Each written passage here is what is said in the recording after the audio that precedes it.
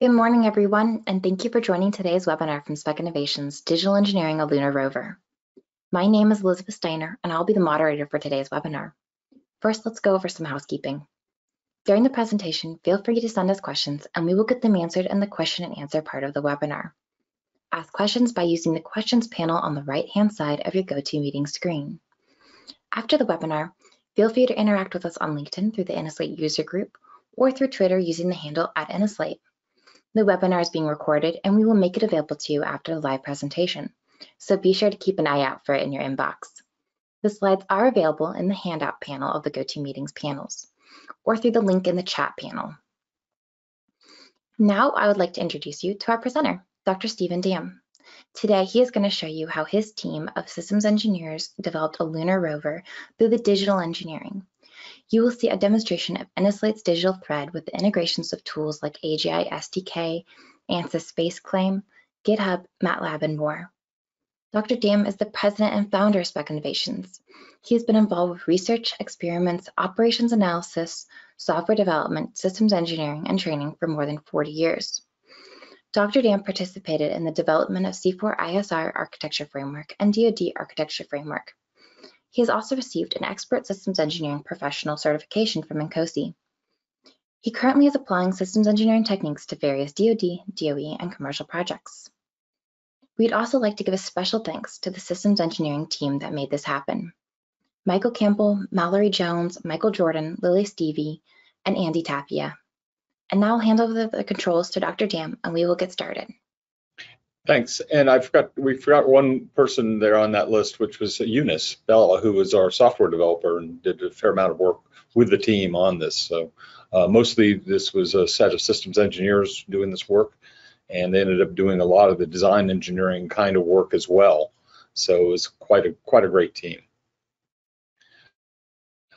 So a little bit of background for the agenda today. We're going to talk about a little bit about why we're doing this, and a little bit about the NASA's Icebreaker challenge, and then the digital thread.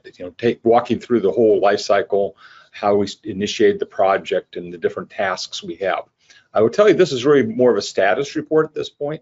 Tasks 3 and 4 are not complete yet, which isn't surprising at this point. It always takes a little longer than you expect to with any project. But I think we've had quite good success and a lot of good lessons learned and information captured as we've gone through the process. So a little bit of background.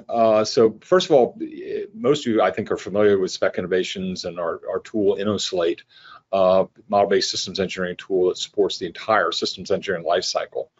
And of course, that's both the programmatic and technical aspects of the lifecycle. Recently, in fact, just last month, we released version 4.5 of the tool and added a whole bunch of new features that were very helpful in supporting the digital thread experience. And I think you'll find that it's even more complete than it was from 4.4. And so one of the things that got us interested, in fact, we've been so busy, the Icebreaker challenge came out from NASA back last year, and I actually wanted to jump in and form a team and go do something with it at the time, but we were just so busy with different contract work and other activities we had going on, it wasn't feasible. So we actually did have some time this summer and said, well, okay, we really want to put together a good digital engineering demonstration and connect all these different tools and show how the capability that we have now within Slate for digital engineering. And so the Icebreaker challenge came back to my mind, and I said, okay, let's use that as our basis. We actually went farther than I expected, and we're hoping to actually enter into phase 2 of that competition. The goal basically is to produce a Lunar Rover prototype system to show the complete digital thread, how we've gone through every aspect of the life cycle. And the scope is, though, focused on the Lunar Rover prototype itself. We're not worrying about launching it or landing it or any of the other aspects of the overall mission. So Icebreaker challenge, to break the ice challenge, of course, I keep calling it the Icebreaker challenge, but it's break the ice challenge is what NASA calls it. And it is a NASA competition, and they did award a phase 1 awardee to this, who I think also built a prototype. And so we felt we needed to, if we're going to compete against that in phase 2, we need to build our own prototype. So we've definitely done that. The key is that they're looking for solutions for excavating the regolith, which is the soil, if you want to call it that, on the moon, and maximize the water delivery. Of course, that's, for those who don't know, the moon and solar, the south pole of the moon, we discovered water. And so they wanted to understand how to extract that water and provide it, because of course water is a critical item for life anywhere. And so one of the things, of course, they want to minimize the mass of the equipment, and they want to minimize power consumption, two very difficult things to do if you're trying to do any kind of work like this. Their goal is to extract 10,000 kilograms of water from the regolith in a year. And so that's quite a challenge, and so both technically and engineering wise. So some of those mission requirements, and there was a very big set of mission requirements that were provided to us for this, and we have extracted all of those into Innoslate and use that analysis, as we'll talk about a little bit later. So things like excavating the icy regolith at the excavation site. They also talk about a water extraction plant, and they defined what the delivery site was for delivering the water as well. So all these have been pretty well laid out as part of this, along with the performance parameters and environmental constraints that the NASA gave us as well. So just a lot of analysis and work had to go into this. So stepping through the life cycle, and most of you are familiar with the V-like cycle model. Again, we like it just because it helps remind us of all the things we have to do throughout the life cycle.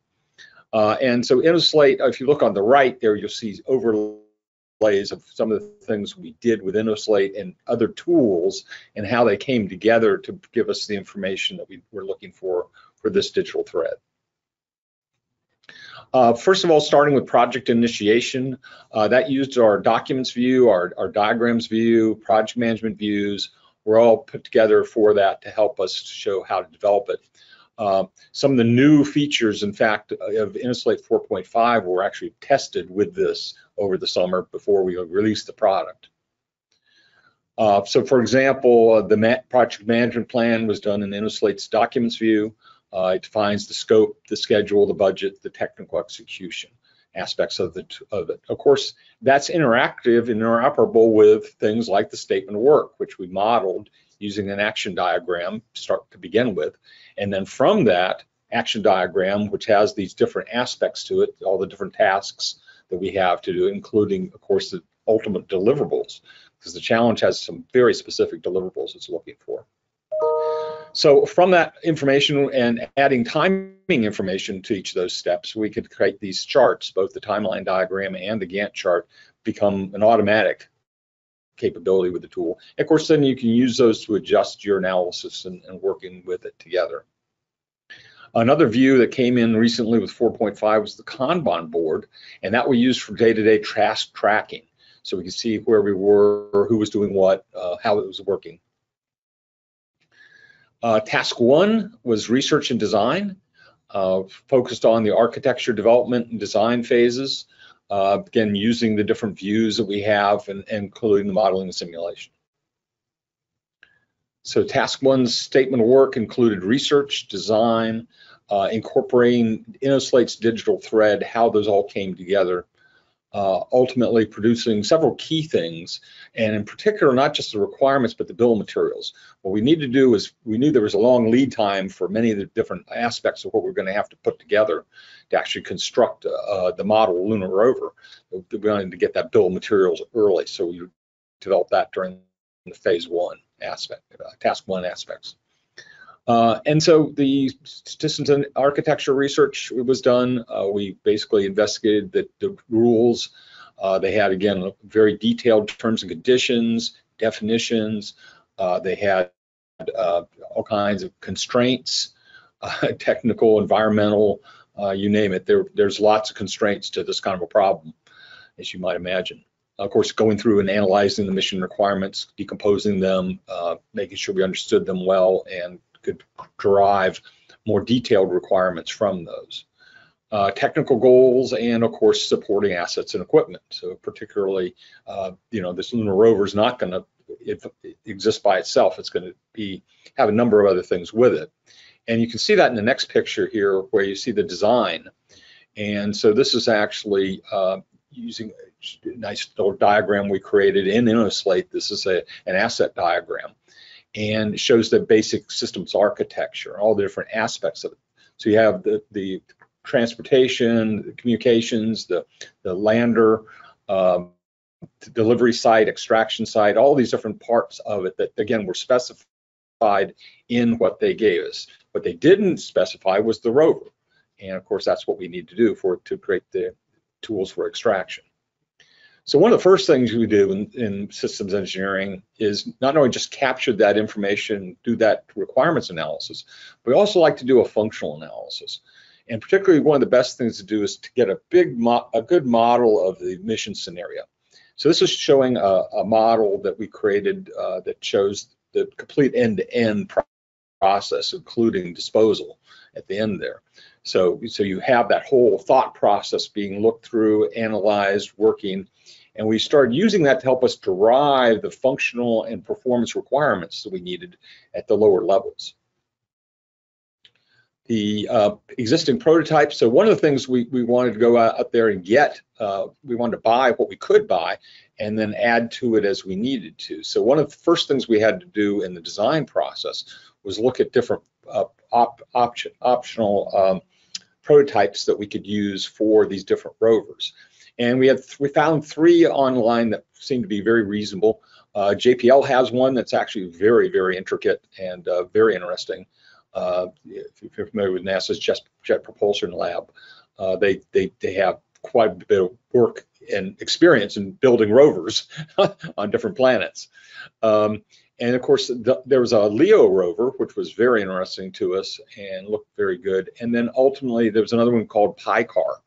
And so we looked at those 3 different aspects of them and tried to do an analysis. So first, we look at functional requirements and how they met and scored against the functional analysis. So again, we can track those in Innoslate, in our views, and be able to work with that. And then we also did an analytical hierarchy process analysis where we did that weighted scoring to look at the different types. So when we looked at the 2 different ones, we pretty much ended up with the LEO rover as our prototype that scored the highest APA and also functional requirements. One of the probably things that knocked down the JPL one was they were very uncertain about the schedule. When would they actually get it to us? And of course, we were on a timeline, and so you want to make sure you get your parts as soon as you can. As it is, the LEO rover was developed over in Europe and took us a while to get it. So we're glad we went through that process. Anyway, we used this to create different asset diagrams and capture the information. We tracked all the tracking information, things like that, anything we ordered when we created the bill of materials. The bill of materials was then handed to our contract shop, which went ahead and did the actual procurement. But our engineers kept track of that and made sure that we knew when things were coming in, and we could keep it update the schedule as appropriate as we needed to do that. We also additional equipment. So the rover itself was just the base element we needed, but we realized there was a lot more. You needed to create some kind of an arm or some way to capture and extract the regolith, and then we also needed to be able to put it into a container, which I'll show you again a little bit later here. But some other things that we needed, we needed a 3D printer because we didn't want to go through and build actual construction. That's a lot of work and a lot of difficulty and expense. And so these days with the 3D printer technology, that makes good sense to do a plastic prototype of many of these aspects of it. So we could still use those for analysis and for the demonstration purposes. Also had a LiDAR for doing sensing for navigation, and also some LED lights so we can be able to see things.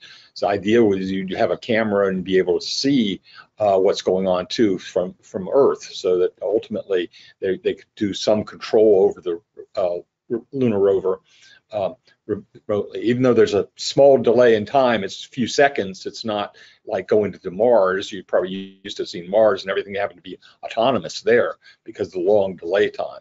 The moon's a lot closer, fortunately. Cost acquisition, we also did cost analysis and risk analysis, by the way, too, as part of the efforts. And so this is an example of taking it and looking at our cost breakdown structure and in a hierarchy chart. And then we have the ability to do a roll-up on hierarchy charts now in 4.5. So that gives us a nice way to do a static roll-up of the cost numbers. Final prototype design, we use the Ansys CAD tool, Space Claim, to do this modification. By the way, we are an Ansys partner and been very pleased with that relationship. And we use that same thing to do the 3D printing, so we could create that, and that was the output for that. And then of course then we can upload those and see them in the CAD viewer. So the actual picture you're seeing here is from our CAD viewer of the design that was done in Space Claim. So 2B architecture, so this is of course putting the Lunar Rover in the middle of it and connecting the entire system, and this shows you that picture as well. So again, those were part of that whole analysis we were doing. It's a big system of systems analysis. So another thing that happened, there's quite a bit of geospatial constraints in this model, and particularly the picture there was one given to us in the rules, and we went through and did quite a bit of analysis of it to understand what would these distances be, how much time would it take, so we get accurate numbers for sort of estimating how long it was going to take to capture to grab the regolith and deposit it into the delivery system and extraction, the water extraction plant. And so if you look at it, it's a fairly large distance, but to the scale that we're working to, which is about 1/30th, then this ends up being about the size of a football field. And so if we for our actual rover, so as we're going to do testing, we're going to be able to test a pretty reasonable size thing. I think the closest we've been able to find is a good big volleyball court, not quite a football field, but enough of it to get a feeling for how well it would perform in the terrain. So we also created a specific excavation scenario. That's taking that original scenario we saw and breaking it down into a specific portion, so we could kind of focus on that aspect of it. And so then we can run our simulation through that to get an idea, do we have the right information or not. And by the way, this has all been in task 1. So as you can see, we're doing a lot of the kinds of things people say they're doing on the other side of the V early on here as we're doing the analysis. So that's one of the benefits of using an integrated tool like Innoslate, is we can do a lot of that V and V work earlier in the life cycle. So the modeling simulation is then used as predictions for the test cycle. So when we get to testing, we'll have something to test against. And it's a very valuable way of doing it. So task 2 was to build the equipment. So again, this was focusing on the hardware software acquisition phase, and particularly using the design engineering tools from Ansys, SCK by AGI, which by the way is now a company that was procured by Ansys. Matlab as well. We did that because we have a good Matlab integration already. We're actually looking at, Ansys has a very similar kind of capability. We're looking to see if we can't put that in there in its place in the future. And also GitHub. So GitHub is actually a software repository we use. We actually use it ourselves, and we do have a solid integration with it. So the statement of work for this task 2 was, again, building the 3D printer and printing the additional equipment we needed from that. So there are lots of different, and I'll show you those specific components coming up. And then assembling that Lunar Rover prototype and incorporating it into our digital thread. And ideally is producing a Spectre prototype and final report. And I believe we have just completed that final report for this task. So building and testing the 3D printer, we ended up getting a Creality Ender 3D printer, and that was what we purchased for this because it was fairly inexpensive and fairly easy to do and quite good. And you can see it creates pretty intricate models. Those who aren't familiar with 3D printing may want to realize that it's not as simple as it's just instantly creating this. It takes a long time.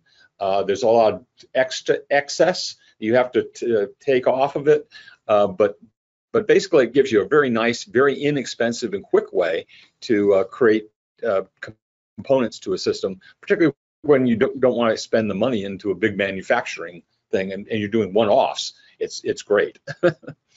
So some of the components we printed claws up in there in the left panel. Top panel is the claws, and those come together to scoop up the regolith.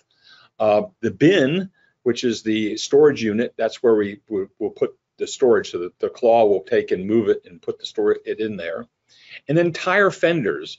One of the things maybe some of you remember or are aware of is in the early Apollo missions, they had a heck of a time. They put a rover out on the moon. They didn't realize all the dust.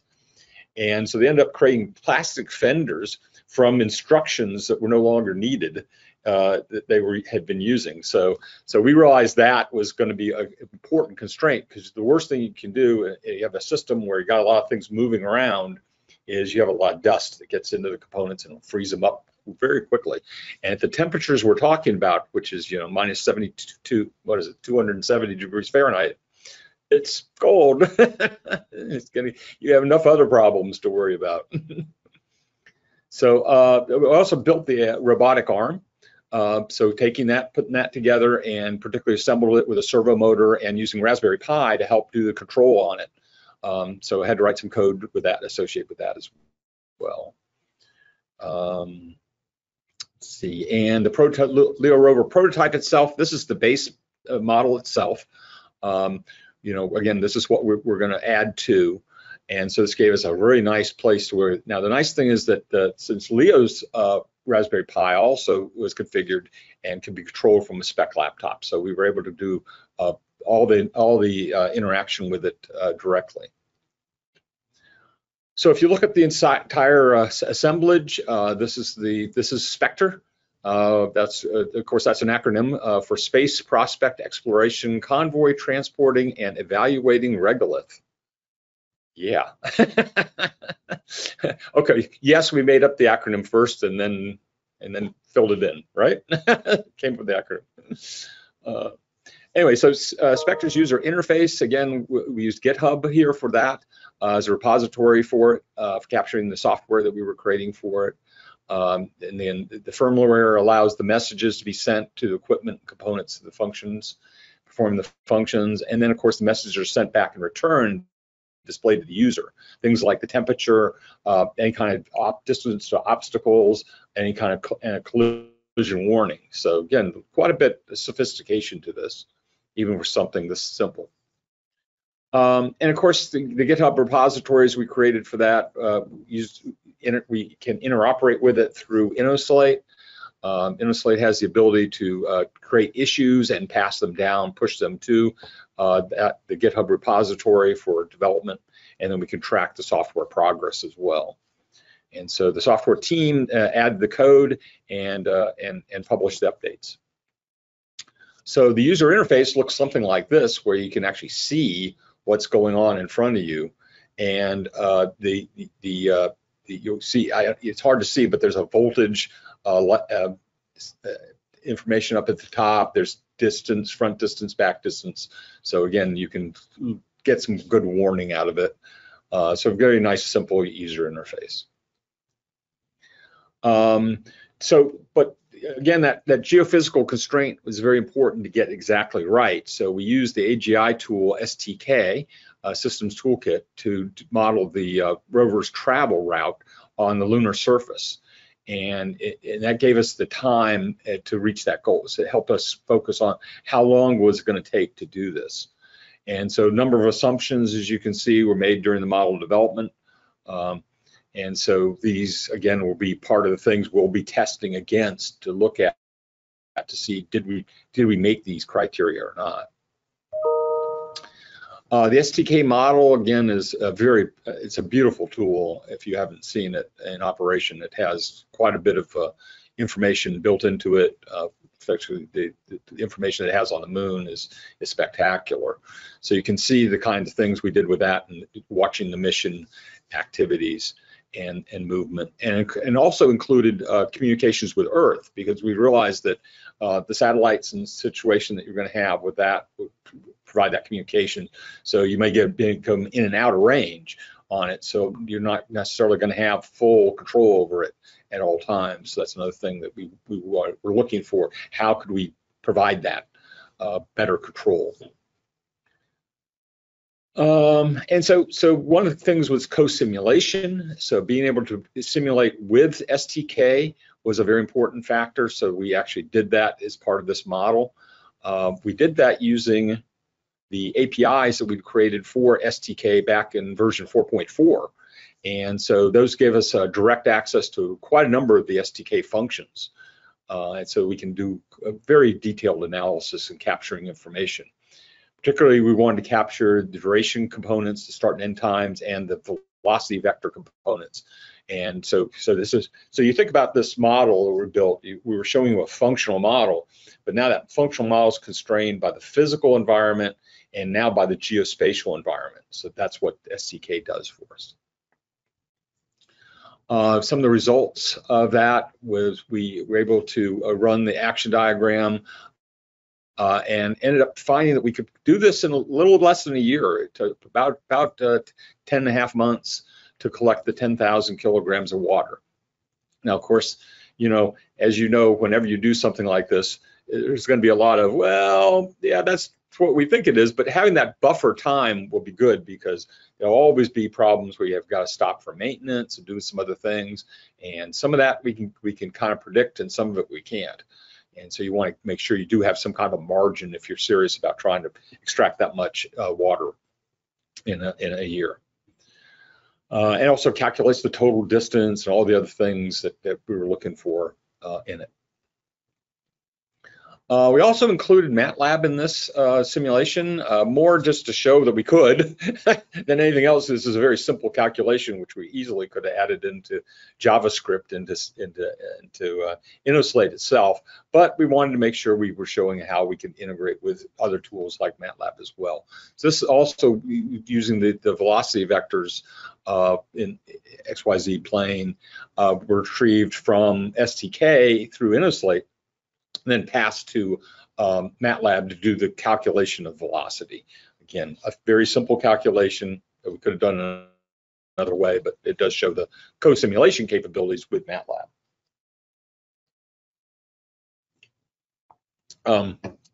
So again, we executed that same diagram we were just looking at with it, and to give us that total distance traveled resource. So again, that's a way we capture a lot of metrics in Innoslate, is we create a resource and use that to do our tracking.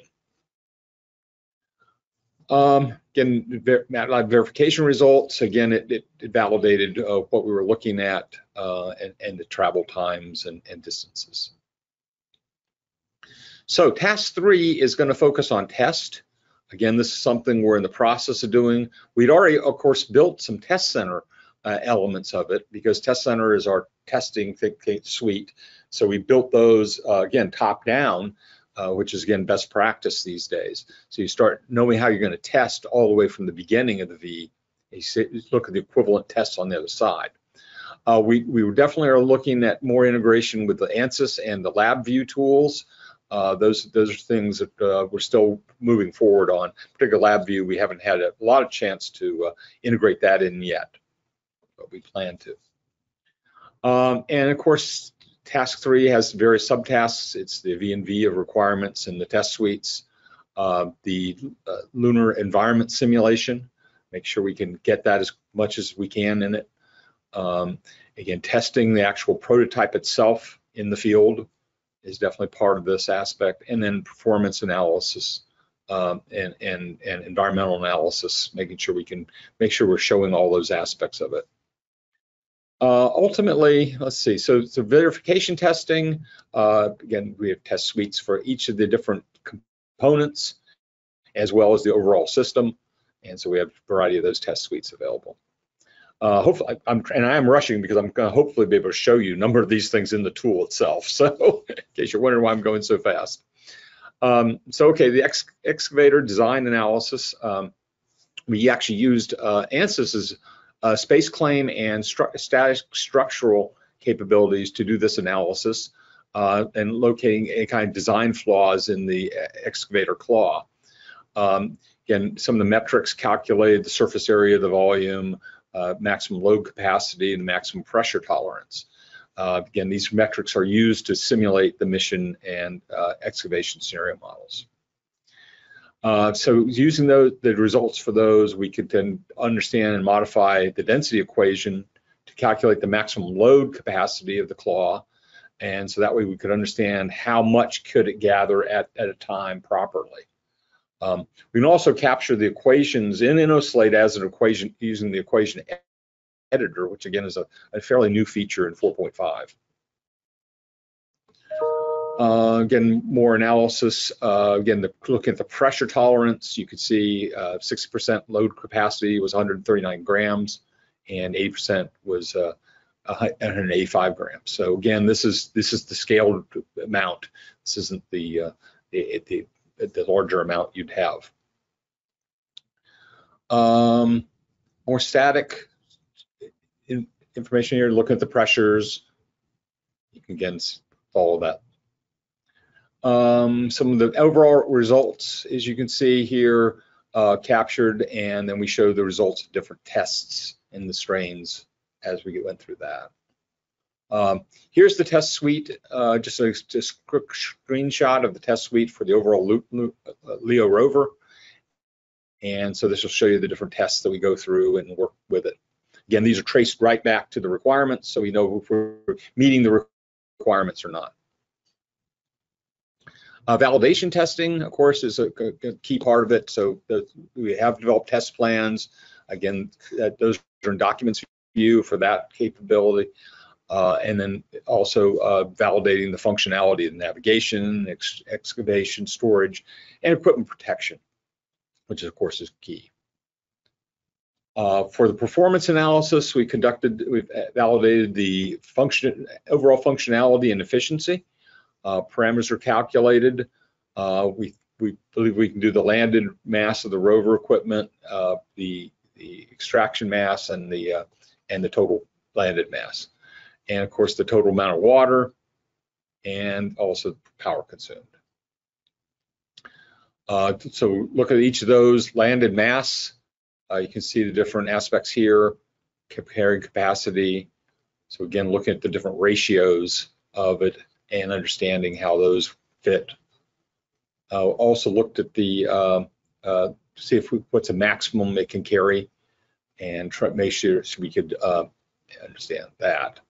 And basically, in conclusion, the total mass of the Lunar Rover looks like it's going to have to be, and supporting equipment is less than 186 kilograms.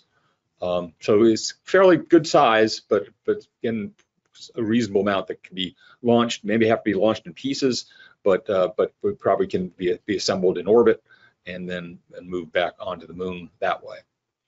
Again, we didn't do a full analysis of all of that part of it and how we get to the levels we want to get to. Environmental analysis, looking at different temperatures and effects of gravity and other things like that were looked at as well. Again, some of the mitigating factors, the low temperatures, so fortunately, a warm electronics box is going to be enclosed. You're going to have to still deal with that heating. Reduced gravity, we're hoping that'll also give you more capability for the moving it faster. Excuse me. And then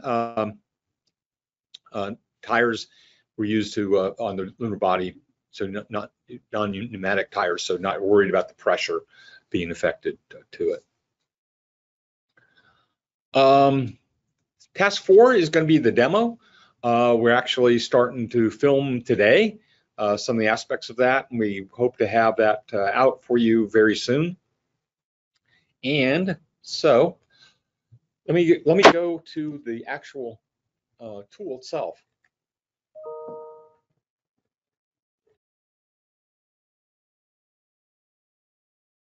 So this is the dashboard, the Innoslate dashboard for the project. As you can see, we're tracking a lot of things with it, the activity feed, comments feed, so doing those kinds of things to see what's going on. Probably one of the first places to go is project management. So project management dashboard, this is the new dashboard that just came in with project management. We can look at a variety of different things. It's looking at upcoming dates, and particularly the digital thread demonstration is one of the ones that we're particularly coming up here soon. But you can see the different calendar events coming up as you go through, and we can add to those as we need to. If we want to see the Kanban board, we can see that progress. So you see the activities here, and then each one of them you can click in and see on the sidebar all the information about it. The assignee, finish date, due dates, things like that. Many of these have been completed, so they're in the past. So you can see the different tasking for different phases. And you see the percent complete. So you see where we are with that. Let's go back to the program management view again. Second. There's also Gantt chart view available. So here's the Gantt chart we showed a little earlier. Different aspects of that. And this is all new in 4.5. This has a new class even, it's called task. And so we are actually tracking tasks. So hopefully you'll like this. This is a very, very good chart. It's still a work in progress, but it's really quite good. In documents, we have lots of documentation.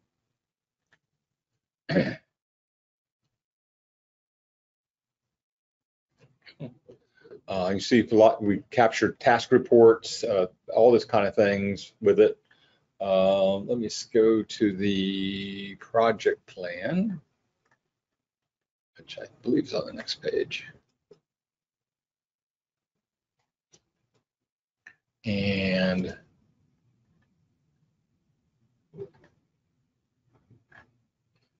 find it here, am I? Okay, so let's do it the easy way. There we go. So the overall project plan, so there's actually a NASA program plan template, which we were using as a basis for what we were doing. We went through and again had all the scope. Here's the tasks discussed and described, more detail. The documents show all. So here's a to-do list being tracked as well. You can see here, final report for task 2. So task 2 is complete. And you can see all the information that we're capturing in here about what we've done. Hopefully you can see all this. And this is something we are going to publish and make available to people so that they can see it once we get through the challenge process. Also, of course, diagrams, lots of different models were created here. So here's the model for the extraction. And all the detail of it. And if you want to go down to different levels and see the different detail. Many of these have scripts associated with them. This one doesn't, but there we go. This one says script. And you can see the STK script in here, STK initialized. So it's initializing it, and then those will be used to capture the variables and go through that process. Return to mining site script. So,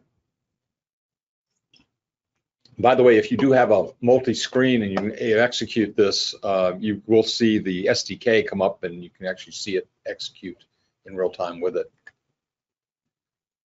And simulate would be simply going to discrete event simulation.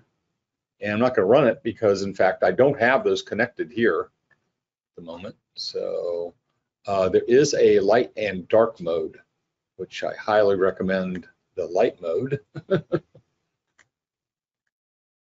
we go. Save settings. So you can see the actual model in 3 dimensions when you run it. Okay, so and I won't take that. Does take a while to run. Needless to say, when you're modeling an entire year, it takes some time. So I'm not going to try to run that in real time here. Another thing, of course, we mentioned was test center. So here's our test center capabilities. So again, the different testing, the validation testing, the full scale rover testing. So you can see the different test suites. And if you look at any one of these specifically, and as I said, we haven't conducted this testing yet, but we're all set for it. We're ready to go. So this will let us capture those here are our expected results. We'll capture the actual results and do the status tracking as we go through it. Let's see. Another thing we mentioned was the other diagrams. Let's see. We've got some of the physical diagrams. So let me go find those. Let's see an asset diagram. So here's some of those asset diagrams we looked at earlier. So here's that 2B architecture diagram. As you can see, if you click in each one of these are the different objects, Innoslate objects. They're conduits and assets. Let's see, what else I want to show you? Oh, the CAD items models are here. So we just can quickly filter to get to those. And if we look at the final rover design, I think this was probably the most interesting one of the bunch. Yeah, that's the one. And so just open that. You can double click on it or open the entity view and view the CAD model itself. This is a pretty big model, so it takes a second or so to get it started up. This is taking a .stl file from the space claim tool, and then we can visualize and see that. Obviously, the more complicated the model, the longer it takes to visualize.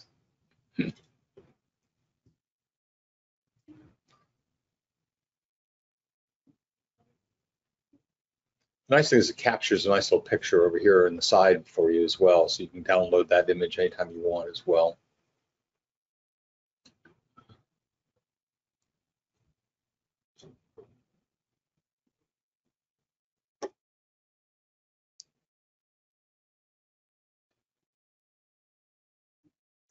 Okay, that was working fine earlier. It just takes a long time, sorry. Let's go on. I don't want to waste your time. Because I know you have questions. I want to leave plenty of time for questions. Probably look at one of the others. Maybe one of these others are simpler. Yeah, maybe. Let's just see if we can get that one.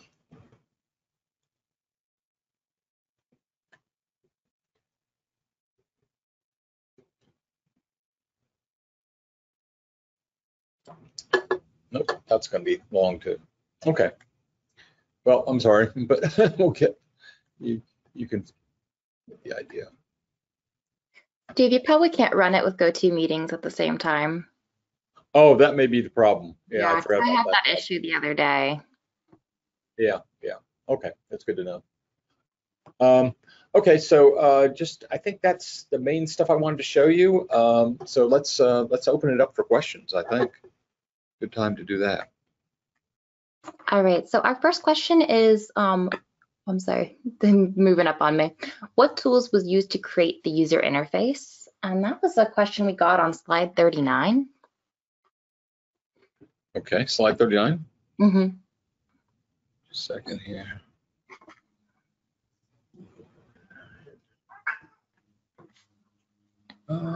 Is it 39 or 38?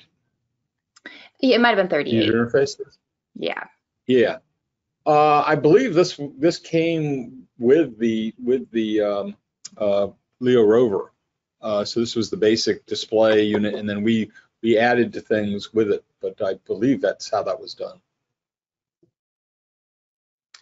Our next I didn't question. do it, so I don't know exactly. Were you able to do failure analysis or represent risk to the normal operation or the mission overall?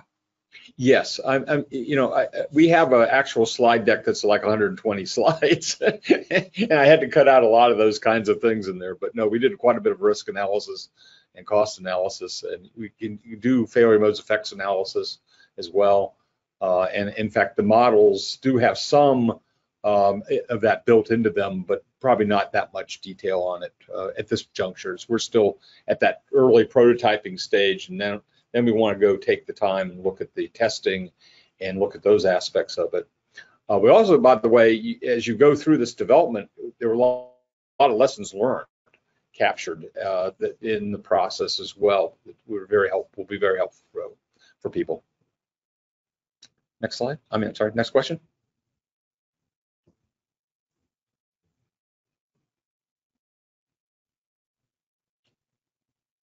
Elizabeth, do you have another question for me? Sorry, I didn't unmute myself. Could you model the cost of production, deployment, et cetera, in the tool? Yes. Actually, we did, again, quite a bit of cost analysis. I showed you one chart on that cost, but that was just one of many charts. And plus, one of the things we can do is track operational cost as well in the simulator. So since it isn't just the static cost here, we can actually put the dynamic costing as it goes through. So as you're using up components, you're using up material, like changing out batteries and things like that, you could track the cost of that if you had to add new, put in new batteries or new components. Thank you, Dr. Dam. Actually, I just remembered, I'm going to put this in the chat. I have a video of the CAD viewer you were just trying to show. Okay. So I'll go ahead and I'll put that in the chat for everyone to view. This is what Steve was trying to show just a little bit ago. Yeah. And I'll move on to our next question. If you make changes to the set of tasks, does that automatically get reflected in the project plan? Yes, absolutely. Again, it's all linked together in one place. So you have one object in the database, and as you modify those objects, it changes everything that's associated with it, and that includes in the documentation. Did you track in risks for this project? I'm sorry, track risks? Mm-hmm. Yeah, actually, I believe there was quite a bit of risk analysis done here. Goes to the risk diagrams.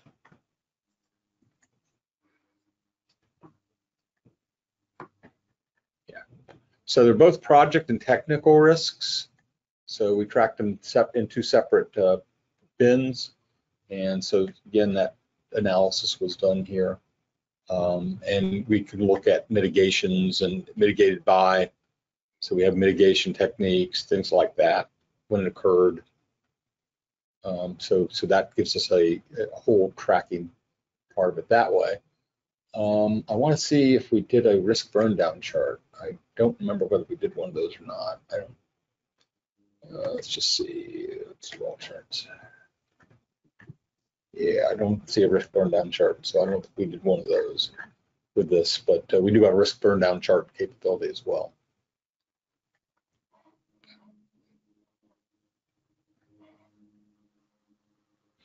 Here's some of the technical risks.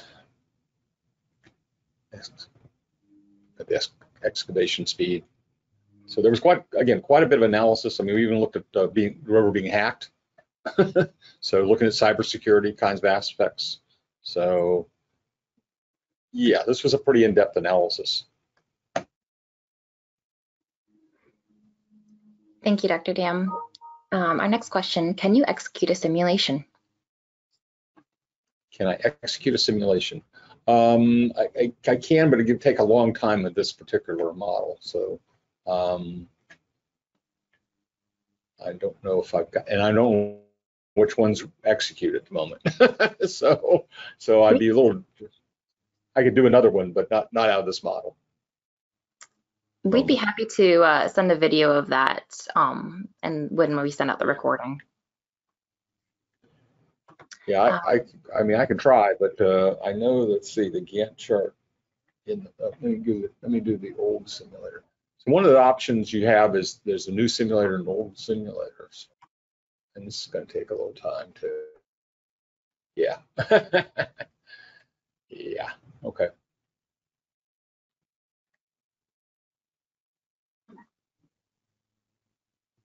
Back to, there we go. Yeah, so yeah, this is starting to get to be a complex enough model, but the execution is just simply hit play. And again, it's going to have a problem because it's looking for STK, and I don't have STK locally because you can't have it on the cloud. That's an enterprise feature. Does that help? I think so. I should sort of show another model that has execution in it, if that's of interest.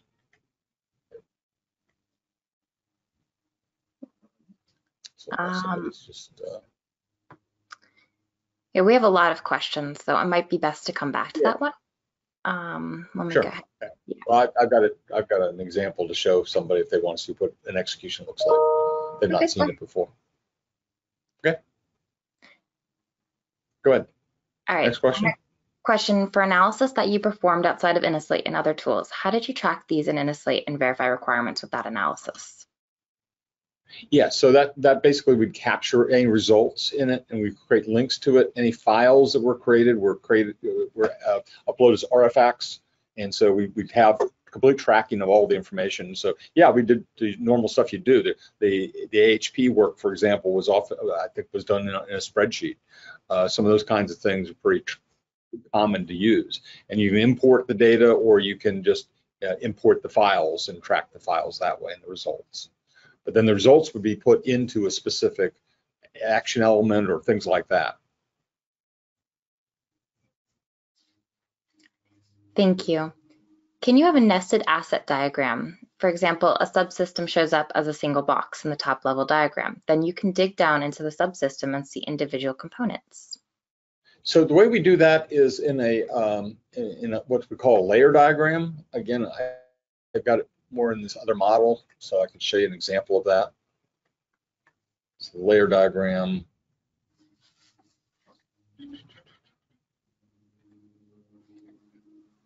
There we go. So here it is. You've got the external outside of this is the payload, and inside is the components of it, and then some third level subcomponents. And it also shows how they're connected to each other at the lower levels. And you can see that. This is if I want to see this in a hierarchy diagram, I would just simply select hierarchy. And that shows me all the different components that way. And I also can go back, and if I want to see this interface in more depth, I could select that interface and open up the ICD on it. And you see the actual data flows over that. So again, I don't think we've got these in this current model. Stuff we probably ought to add to it, but in the Lunar Rover model, I mean, I don't think I've got an ICD diagram.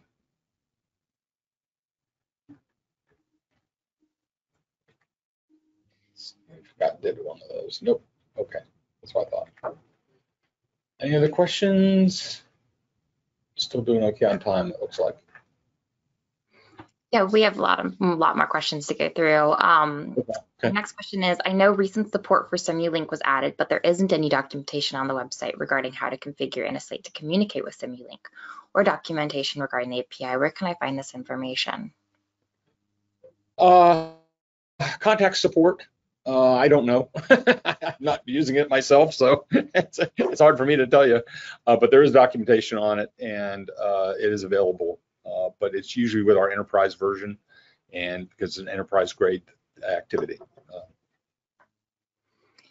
Yes, please contact our support, and they'd be happy to schedule a meeting with you and help you with that integration. Yep, and they'll give you the pointers to the documentation, things like that. Yeah, we don't put it up on. I want to say there is something in Help Center, but I don't think there's much.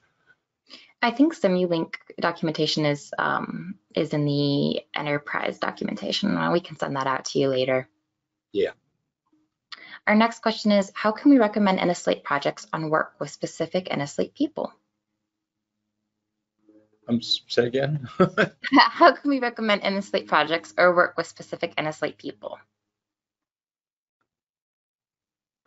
Boy, I'm not understanding that question. We can get back to that one. Let's move on to the next question. Okay. On the risk topic, any gist of programmatic risk modeling in Innoslate, not so much competent level risk?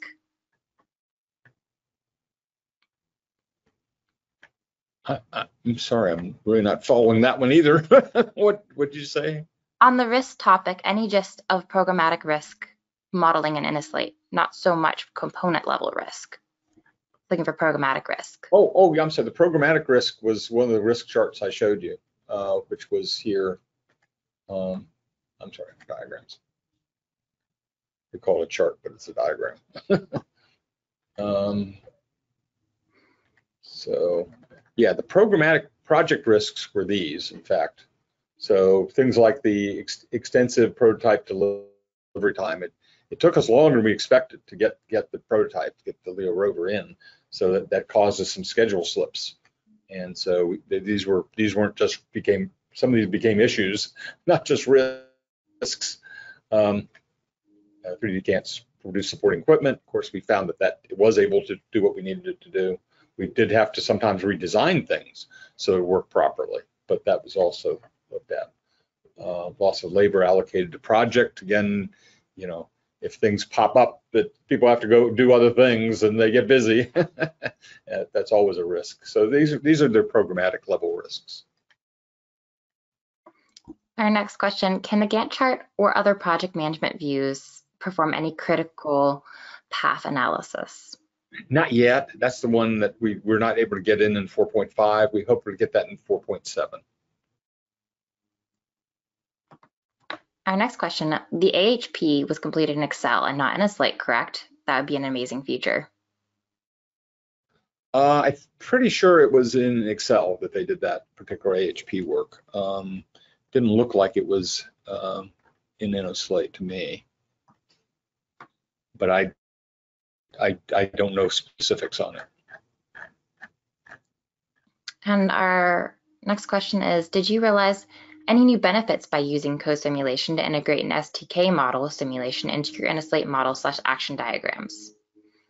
Oh yeah, STK was essential, because without it, we wouldn't have had the understanding of the geospatial constraints on the problem. And so your timing estimates and things like that would be way too optimistic. So it's very important to have that component to the analysis. All right. Our next question is, can rocker bogey mechanism can be used for manned rovers for future mission? And his number of wheels helps in getting grips like 4 or 6, which would be better.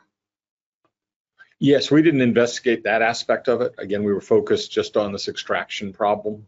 That would have been out of scope for us to look at that, but that's something we certainly could look at in the future fairly easily. So Steve, I'm going to come back to this question we got very early on. It was a little out of scope, and I asked for the question to wait just for a little bit. So thank you for your patience. So it's slightly out of the scope of this webinar, but if you are inclined, I would like to hear your comments about Innoslate versus Capella. I don't know Capella, so it's very hard for me to make that comparison. I do know what Innoslate does. We found Innoslate to be very easy to understand, easy to work with. We find that people gravitate to it very quickly. There's not the bigger learning curve there is with a lot of other tools that are out there. But I can't make a direct comparison between them. I'm sorry, I just don't know it. Thank you, Dr. Diem. I do know a little bit about Capella, if you don't mind if I reply a little bit. Yeah, so Capella does not have as many robust features as Innoslate. It doesn't have the model simulation or the scripting, there's no program management features. It doesn't really have that central database that you need to create that single source of truth. It doesn't have the CAD viewer, so it is an open source software, and it's a great software, but it's not really a great comparison between Innoslate and Capella. You couldn't have replaced Capella with Innoslate in this scenario that we were doing today. It wouldn't have been possible. But that being said, Capella still is an open source software, and it is a good software. So I think that's all the questions that we have right now. I'll give one more minute to see if there's any other questions. And before we end this webinar, oh, we did get one more question. Is the physical lunar rover in sync with its digital counterpart? If so, how? So as best we can, I mean, it's a matter of making sure the two work together, and we're tracking the information. This idea of a digital twin, I think, is one of the things that I found to be an interesting concept. People seem to think it's going to be one big model that's all going to be interoperating together, and that's just not the way that's ever going to work. The time scales and the different information you need is so different between the different levels of tools. Particularly design engineering tools take sometimes hours to run when you're trying to see something that would then execute in just minutes. And so it's those kinds of things make it so that you really have to deal with the models partitioned somewhat, but traceable and tied to each other. And so that we can take the design engineering information and bring it up to that higher level to help make better decisions over the overall mission level. Does that make sense? I hope. Yeah, that made a lot of sense to me, at least. So we actually got a follow-up question to the one we had before. So what is the nearest competitor to Innoslate? Oh gosh, my understanding, it would take about 7 different tools put together to give you what we have in Innoslate. So you'd have to go to one of the other tool suites that has a number of different packages to it. I find that though we still have much more than most of those packages put together, particularly since we're using quite a bit of artificial intelligence and natural language processing technology in Innoslate. It's actually used pretty extensively in the tool, and we're going to be adding more to that in the future. See if we can add in machine learning and some other things like that. Of course, we're a cloud native tool. We're about the only one that is. It's truly end-to-end, I should say. There are some individual pockets that have like requirements and things like that that are some cloud native tools, but in general, we're about the only one. And we have broken that problem of between cloud and desktop, and that's what the interfaces allow us using the enterprise to interact with SDK, Matlab, the Ansys tools, any of the other tools that are desktop more based tools we can interact with and move data that way. So. Thanks, Dr. Dam. Our next question, if we are rookies, can we be assigned people to work with at Innoslate? Yeah, I think what we find is that as long as you understand basic systems engineering principles, Innoslate actually is fairly easy to learn and use. We bring in interns constantly to use the tool, and they're usually up to speed on it within weeks and using it effectively. But of course, you know, it's like anything else. You take a little piece at a time and learn it more and more. I will tell you, I've been doing this kind of modeling for over 30 years. So for me, it's very easy, but I realize it isn't for everybody. And so if you're trying to do particularly the functional modeling, it's that there's a little bit more talent and skill time that is required to really learn how to do that well. But I took a group just recently on a contract I'm working on, and they went from not using it at all to being now big advocates and demonstrating it in front of other people in front of me, which I was very pleased to see within a matter of weeks. So there is people are picking it up very quickly. Thank you. What are some effective strategies you used using Innoslate to begin the project? Some advice for a novice. So really one of the things particularly was the whole idea of doing the project planning initially in the tool. That allowed us to capture the information in one place quickly and easily. And from that, we could start building out and doing the requirements analysis. We could start doing the test centers, creating the test cases as we need to simultaneously. We could do the modeling simulation part of it. So, all that so easy to do and learn as you step through it. Highly recommend if you're interested in applying it more. There's my book out on it, Real MBSE. Highly recommend that. It's on Amazon. Little plug for my book. Some kudos for Innoslate. I recently set up Doors next generation and nearly broke my back doing so. Innoslate offers so much out of the box, and the web environment makes performing systems engineering much easier. Now, if only you can change the font size. We'll work on that. We're working on that. That's definitely on the list. We've got a big list.